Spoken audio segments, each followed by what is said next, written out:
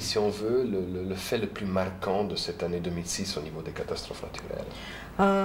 Je dirais que l'augmentation dans les inondations partout dans le monde, c'est très, très, très significatif. Et c'est clair qu'il y a une augmentation soutenue des inondations. Et cette année, c'était nettement plus grand que l'année passée. Oui. Nettement plus grand que l'année passée, mais nettement plus grand aussi que le trend de ces environ 10 années, il me semble, non? Oui, il y a deux choses, vous avez raison, il y a deux choses. Une, ça fait l'augmentation des inondations fait partie de l'augmentation tous les ans. Oui. La tendance. Et la tendance, mais il y a aussi une augmentation nette de 2006 à 2007 de le nombre d'inondations. Ça veut dire quoi? Ça veut dire qu'il y a plus que 50% de tous les désastres dans le monde qui sont que des inondations, la moitié. Qu'est-ce que ça veut dire ça? Quelle est la raison de ces inondations, si on peut en dire une? C'est seulement lié au changement climatique ou il y en a d'autres? Non, ce n'est pas seulement lié au changement climatique, ça sera trop simple. Ça sera trop simple.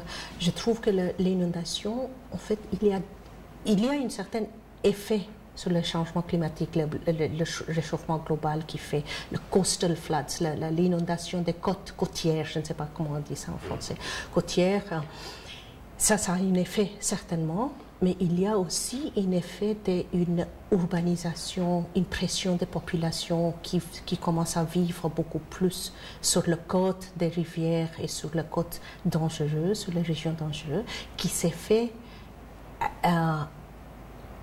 affecté par les inondations quand ça arrive.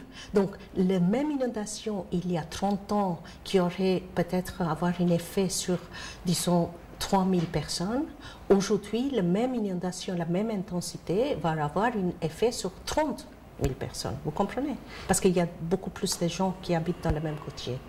Donc, ce phénomène est surtout lié à l'Asie. Il me semble que c'est surtout en Asie que ces choses se passent. Donc, c'est une question aussi sociale liée au développement asiatique, notamment population. À la Chine. C'est ça? Oui.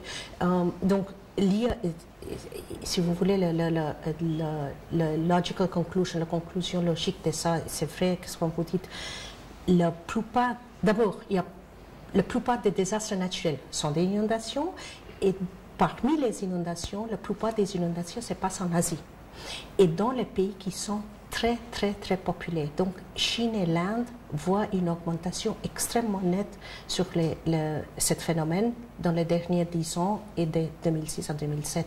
Et une partie de ce problème est il y a le réchauffement, il y a le changement de climat, mais il y a aussi l'effet de développement extrêmement actif. C'est des pays en croissance, en très grande croissance, et le résultat, il y a des populations qui habitent dans les zones à risque, plus en plus. Ça veut dire qu'il y a aussi une responsabilité au niveau politique peut-être de faire de la prévention, d'empêcher que les gens aillent habiter dans des endroits dangereux ou d'empêcher que les gens aillent habiter trop ensemble. Est-ce que la politique a quelque chose à faire aussi dans cette tragédie liée aux inondations? La politique, ça veut dire le gouvernement, disons, hein, l'État. Oui, bien sûr. Et je trouve qu'il y a une certaine prise de conscience. Une certaine prise de conscience par les autorités étatiques dans ces pays vis-à-vis de l'inondation, parce que ça coûte l'État aussi très cher. Finalement, c'est eux qui doivent payer la réparation et tout ça. Donc, il y a une prise de conscience. Et je crois qu'il y a certains mécanismes de prévention qui sont mis en place, genre embankments, vous savez, pour contrôler l'eau des dams, barrages, je crois, hein, barrages, etc. Mais ça, c'est tout de gros travaux et ça prend du temps. Mais entre-temps, nous voyons un impact beaucoup plus rapide que l'État peut suivre. Donc on peut dire que l'humanité doit évidemment essayer d'empêcher le réchauffement climatique, mais doit agir concrètement sur les populations. pas seulement sur le climat. Parce qu'on pense toujours les inondations, elles augmentent, oui, mais c'est de la faute de la pollution, mais il y a aussi une question sociale, une question d'organisation locale des environnements et des... Absolument, absolument. Moi, je trouve il ne faut pas trop mettre tout sur le dos le changement climatique. Parce qu'à la fin, on ne va pas avoir, franchement, je ne crois pas qu'on va avoir un impact dans les 5 ans.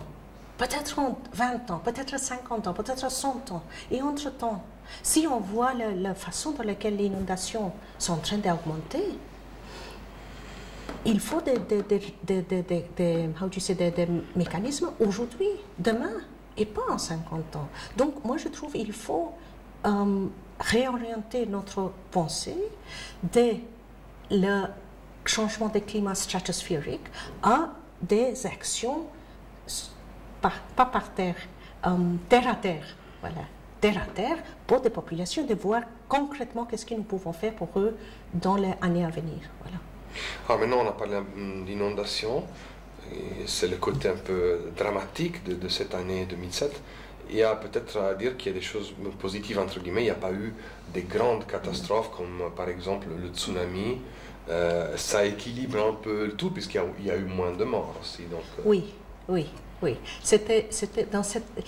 absolument, si on veut voir des choses un peu positives, effectivement, c'est une année, disons, moyen.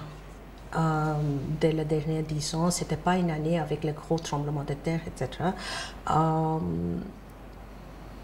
Et une partie, à mon avis, il y a une certaine... Si on fait des ajustements, la mortalité due au désastre est plus ou moins stable, n'est pas en augmentation spectaculaire. Et une partie, je crois que dans les derniers 10 ans, il y avait une prise de conscience et des actions sur le terrain pour prévenir et améliorer la protection des populations.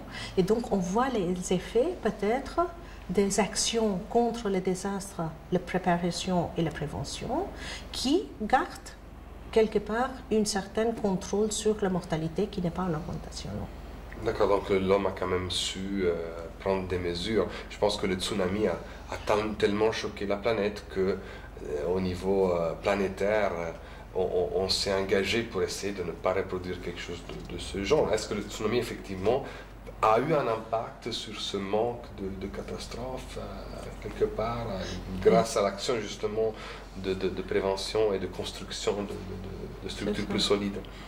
Oui, le tsunami, je crois, a vraiment bousculé le monde dans une façon très importante et qui bousculait non seulement le pays vulnérable, mais bousculait aussi la politique de l'aide au développement pour les pays riches comme le vôtre et les autres pays européens et les États-Unis. Je crois que tout le monde a été un peu prise par le fait qu'il y a une telle vulnérabilité à tous ces gens aux désastres naturels qui peuvent arriver à n'importe. Et donc, quelque part, le tsunami a eu un effet très bénéfique sur la génération future parce qu'il y a une très importante prise de conscience dans l'aide au développement pour une préparation au désastre qui fait partie